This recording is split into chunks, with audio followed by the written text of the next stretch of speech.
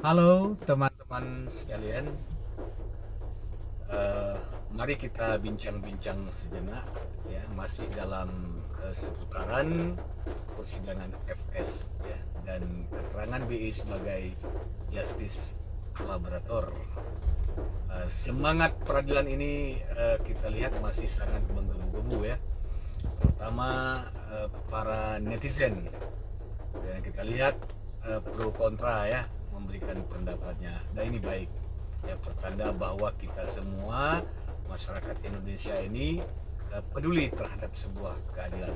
Namun saya ingin menyatakan begini ya, dalam perkara FS,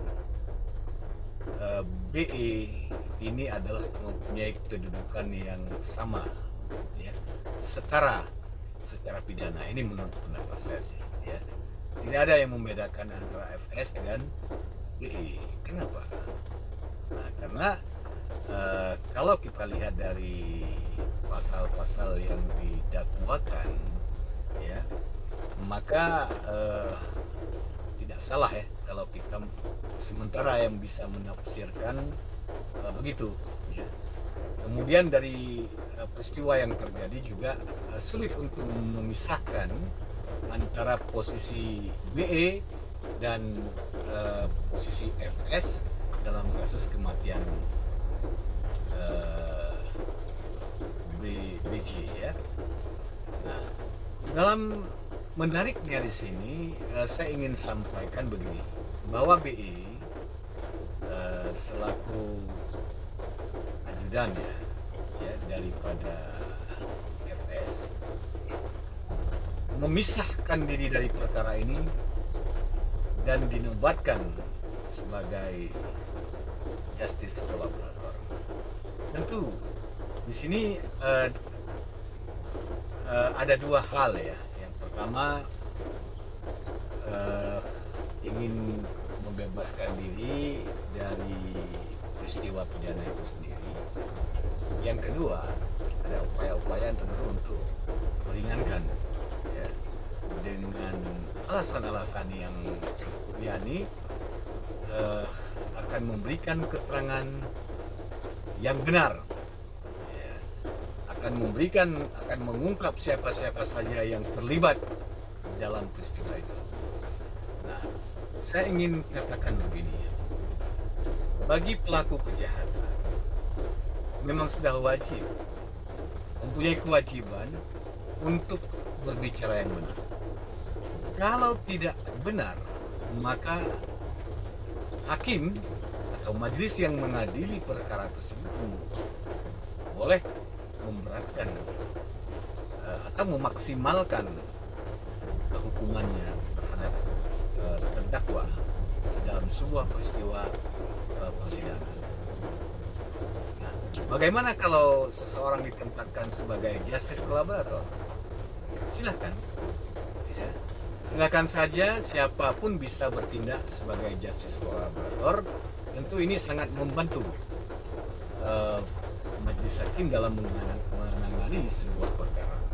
Demikian juga penegak hukum lain, yaitu tingkat penyidikan ya, penuntutan. Saya kira sangat membantu. Namun jangan lupa, kontrak daripada itu semua adalah itu sudah kewajiban dari seorang pelaku kejahatan untuk mengakui seluruh perbuatannya dengan benar di muka hukum, dan hakim akan menggali ya semua rangkaian peristiwa yang dilakukan oleh seorang terdakwa, yaitu harga mati bagi majelis. Nah, ada dua, tentu awam menginginkan bahwa dengan justice kolaborator, awam menginginkan dengan justice collaborator maka yang bersangkutan akan bebas. Satu lagi, awam sebagian mengatakan bahwa dengan justice collaborator maka BE akan diberikan keringanan. Nah, yang kedua ini tentu memungkinkan untuk itu. Namun nanti hakimlah yang menentukan. Tapi saya ingin mengulas sedikit ya. bahwa apa yang terjadi pada tahun 2016 terhadap Muhammad Khoir ya, Abdul Khoir kalau saya tidak salah, yaitu seorang direktur utama Widya Tunggal Utama ya, kalau saya tidak salah, dalam kasus tindak pidana korupsi ya. Yang bersangkutan adalah seorang pelaku utama yang juga diberikan menjadi justice kolaborator dalam peristiwa tersebut.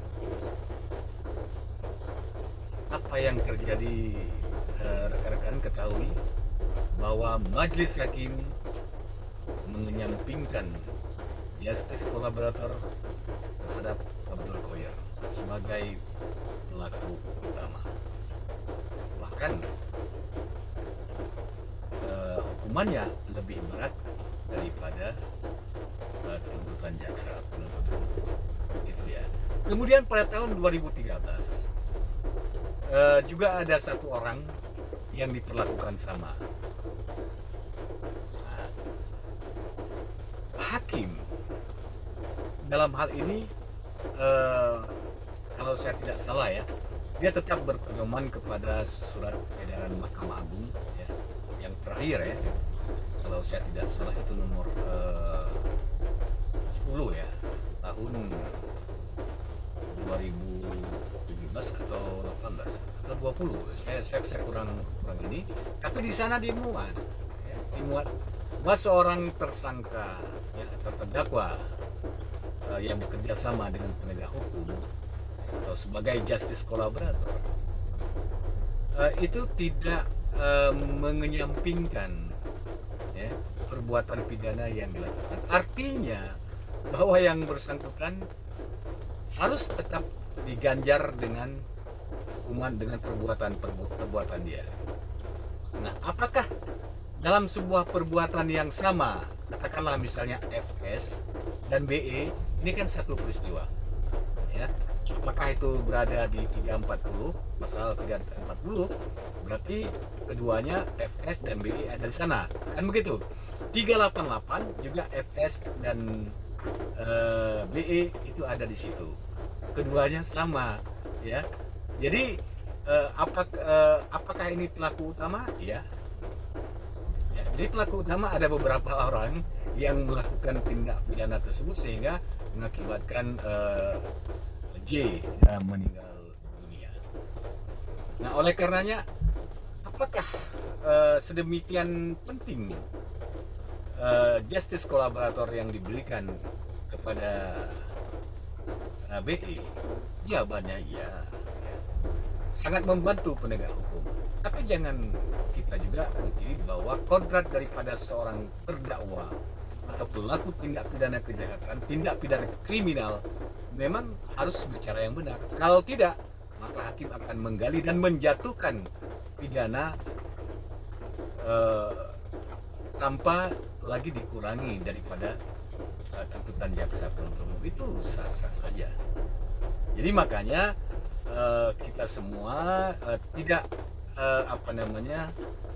lari ya dari koridor hukum dan berusaha memahami dan menyerahkan sepenuhnya kepada majelis hakim yang mengadili perkara tersebut. Demikian ya. Terima kasih.